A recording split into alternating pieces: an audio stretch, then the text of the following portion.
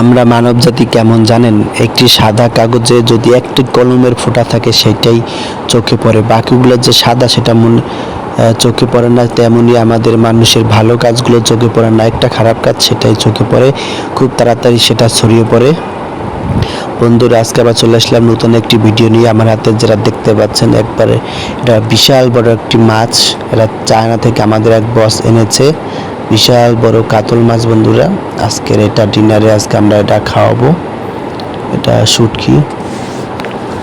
দেখুন বন্ধুরা, মাছটা কিন্তু অনেক শক্ত ছিল, কাটতে অনেক কষ্ট হয়েছে।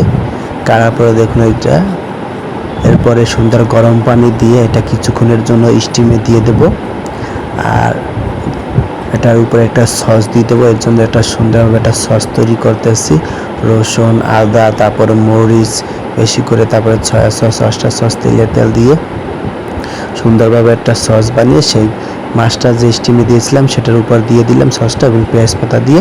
দেখুন আমাদের রেসিপিটা রেডি। কেমন হলো কমেন্টে জানাবেন। ওকে বন্ধুরা, বাই বাই।